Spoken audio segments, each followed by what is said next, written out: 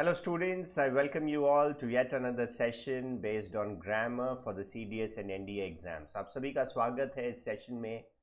Please ensure that you tune in to the YouTube English Funda channel at 6 PM and 8 PM. 6 बजे vocab का session होगा और 8 बजे आपका ग्रामर का सेशन होगा with your very own Naveen Iyer sir, that's me.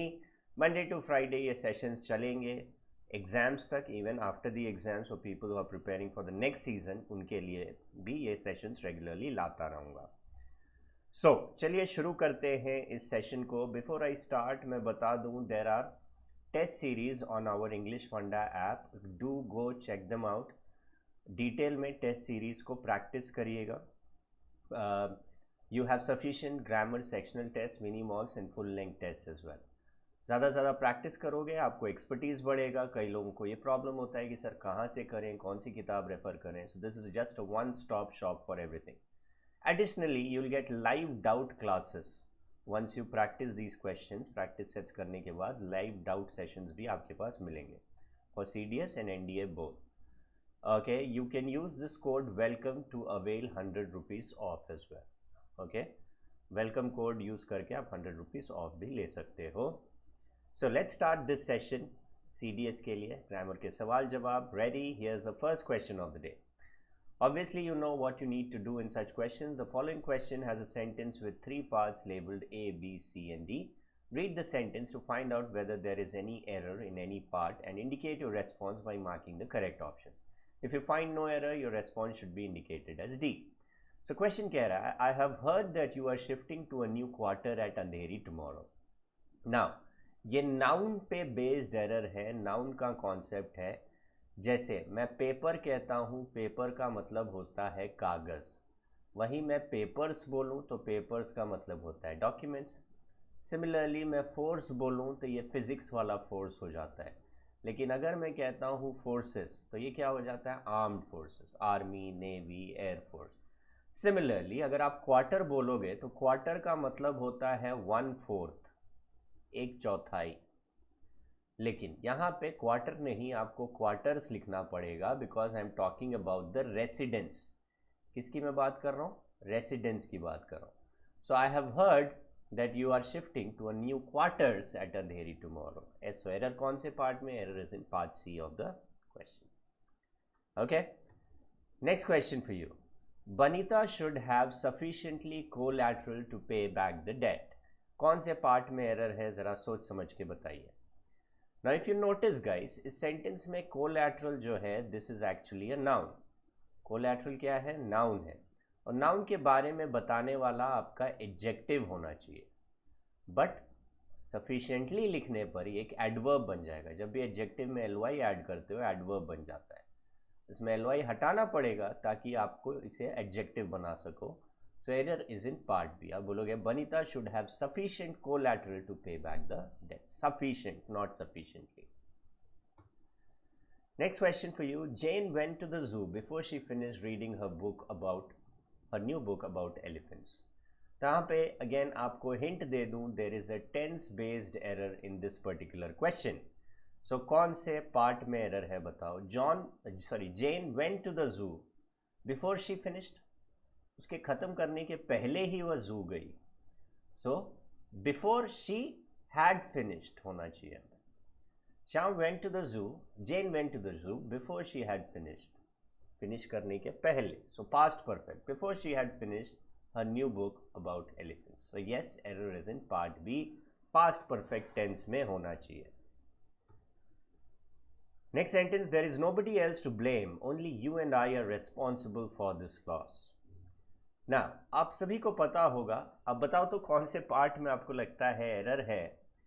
ना आई एम श्योर कई लोगों ने सोचा होगा यहाँ पे आई के जगह मी होना चाहिए, लेकिन यहाँ मी नहीं होगा. याद करिए, प्रोनाउन का एक सीक्वेंस होता है 2 3 1. ये वाला आप सीक्वेंस लिखते हो 2 3 1 when ever the sentence is positive. Sentence positive है तो 2 3 1 हो जाता है, और सेंटेंस नेगेटिव है तो 1 2 3. If the sentence is negative, you use this order. It has a negative meaning. The sentence has positive meaning. You use 2 3 1. So यहाँ पे responsible for the loss में कह रहा हूँ तो एक negative meaning है, तो आप you and I नहीं कर सकते. आपको लिखना पड़ेगा I and you. There's nobody else to blame, only I and you are responsible for the loss. So yes, indeed, error is in part B of the sentence. अगले question पे चलते हैं. Here goes. Vijay cannot afford for buying study materials for Java course because they are very expensive. Now, कौन से part में error है guys? ये जो वर्ब है afford और इसके सिनोनिम्स कभी भी आए तो इसके साथ हमेशा आप to लगाते हो, then you put V1, 2 plus V1. So, Vijay cannot afford for buying नहीं, Vijay cannot afford to buy study materials. Afford to buy study materials for Java course. Afford to buy. Afford always takes the preposition to and then V1. So yes, error is in part B. Afford to buy is correct. Afford for buying नहीं लिख सकते. Okay? Afford to buy. So error is in part B. So you mark A as the answer. Next, Mukesh Ambani is the most succeed of all the businessmen in India today. सुनने में अटपटा सा लग जाएगा, लेकिन concept क्या है? जब भी आप सक्सीड लिखते हो, succeed is basically a verb, लेकिन अगर आप लिखते हो successful, successful is basically a noun, sorry noun नहीं, adjective. Successful is an adjective. और यहाँ पे मुकेश अंबानी के बारे में बता रहे हैं जो कि एक नाउन है, तो उनके बारे में बताने के लिए आपको यहाँ पे एडजेक्टिव लिखना पड़ेगा. So you cannot say succeed but successful. Mukesh Ambani is the most successful of all businessmen in India. Part B में एरर है, सो आप डी को मार्क करते हो. एफकैट में ऐसे क्वेश्चंस आते हैं जहाँ पे मिक्सड अप होता है, so please be alert while answering. यहाँ बी में बी नहीं लिखा है, बी में डी लिखा है, लेकिन डी ऑप्शन को देखोगे तो यहाँ पे बी लिखा है, इसलिए हमने डी को मार्क किया. Next question for you. I hardly had no clue about the impending commotion that befell the house. Now negative adverbs आप सभी को पता होगा. What are negative adverbs? जो सेंटेंस को जनरली नेगेटिव बना दें. नेगेटिव एडवर्ब्स होते हैं never, not, not only, hardly, barely, scarcely, seldom, no sooner, ये सब नेगेटिव एडवर्ब्स. तो एक सेंटेंस में दो नेगेटिव एडवर्ब्स नहीं हो सकते. यहाँ पे हार्डली लिखा है जो कि नेगेटिव है, नो भी लिखा है जो कि नेगेटिव है. या तो आप ऐसे लिखिए I had no clue about the, I had no clue, लेकिन हार्डली लिखना ही है तो आप नो नहीं, आप लिखोगे any. I hardly had any clue about the impending commotion that befell the house. मुझे नहीं के बराबर कोई आइडिया था कि क्या दिक्कत हुई घर में जिसके कारण इतना फूट पड़ गया. So error is in part A. Hardly had any clue. So A जिसने कहा बिल्कुल सही थे, well done. Next question. He had been working hardly to pass the exam. बताइए कौन से पार्ट में एरर है? ना याद रखना, what's the difference between hard and hardly. पहले तो हम पार्ट्स ऑफ स्पीच की बात करें. Hard can be used as adjective also, it can be used as adverb also. Hard adjective adverb दोनों है, लेकिन हार्डली जो है this is just an adverb. ये तो रही एक बात. दूसरी बात, हार्ड हमेशा सेंटेंस को पॉजिटिव मीनिंग देता है, हार्डली सेंटेंस को एक नेगेटिव सा मीनिंग देता है. लाइक अगर मैं कहता हूँ she works hard for the exam, she works hard मतलब बहुत मेहनत करती है. शी हार्डली वर्क्स नहीं के बराबर मेहनत करती है. तो हार्ड पॉजिटिव कर देगा, हार्डली नेगेटिव कर देगा. तो यहाँ पे he had been working hardly to pass the exam, और हार्डली लिखना भी है तो उसके पहले लिखना पड़ेगा नेगेटिव बनाने के लिए. Hardly works, had been hardly working मतलब नहीं के बराबर काम करता है, बट यहाँ पे मैं मेहनत करता है बोलना चाह रहा हूँ, तो आपको लिखना पड़ेगा hard. He had been working hard to pass the exam. Error is in second part, so you mark B as the answer.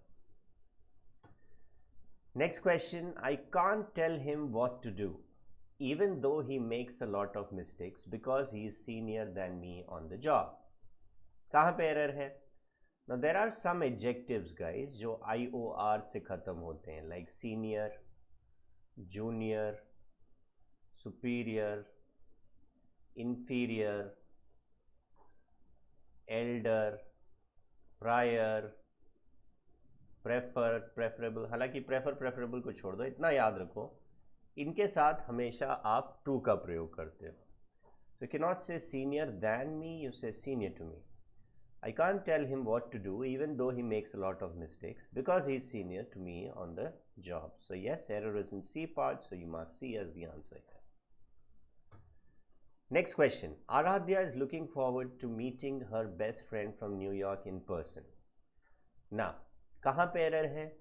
Now याद रखिएगा, कभी भी sentences में ये शब्द आए, addicted to, prone to,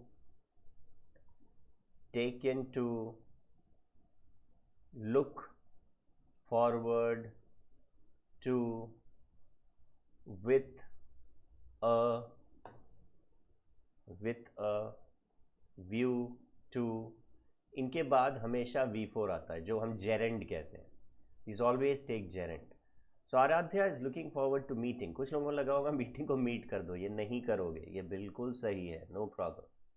Aradhya is looking forward to meeting her best friend from New York in person. There is no error whatsoever in the sentence. Sentence is absolutely fine. This was a goobie.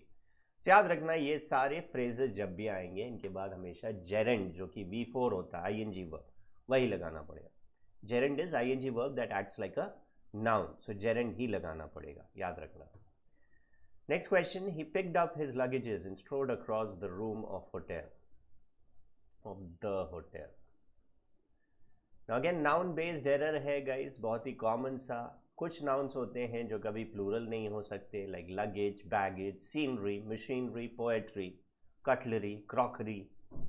Okay, ज़्यादातर RY वाले शब्द और इनके अलावा luggage, furniture, ये सब का याद रखना. Highly common words हैं, कभी plural नहीं हो सकते, so error is in part B. Whoever said that was right. Well done. Next question. My mother is one of those mothers who always loves their children. Now यहाँ पे बता सकते हो ये who किसके लिए है. Now who अगर आपको लगता है mother के लिए है तब तो loves ठीक है, लेकिन अगर आपको लगता है who mothers के लिए है तो यहाँ पे loves नहीं आ सकता. So rule कहता है जब भी sentence में ये relative pronouns आए, who, whom, whose, which, that, ये relative pronouns जब भी आए sentence में, याद रखना, these always point towards the noun or pronoun that precedes it in a sentence. तो ये who जो है ये mothers के लिए जो कि plural में है, और mothers के हिसाब से loves नहीं love होना चाहिए. So error is in part B. My mother is one of those mothers who always love their children. मेरी माँ उन माँओं में से हैं जो हमेशा अपने बच्चों को प्यार करती हैं. मतलब और भी माएँ करती हैं, उनमें से एक मेरी माँ भी है, मेरी माँ भी वैसी है. That's what it means. So error is in part B. So these were the questions of the day guys. Do check out our test series. Test series purchase कर लो और उसके बाद live doubt sessions भी आपको मिलेगा अगर कोई doubts queries होगा. हालांकि test series में ही आपको explanations with answers, detailed explanations है. CDS और NDA दोनों के लिए हैं. If you get that, sufficient practice आप लोगों के लिए हो जाएगा. Use this code welcome to avail 100 rupees off as well. इसके अलावा बता दूं, if your basics are not strong, theory and concepts of grammar are not strong, you can purchase our recorded sessions for CDS and NDA. The cost is 1150. इसमें सारे recorded sessions हैं, but time to time आपको doubt assistance इसमें भी provide किया जाता है through live sessions. So that was it in this session. I hope you enjoyed and learned from it. मिलते हैं अगले session में. Goodbye, stay safe and take care everyone. Bye bye.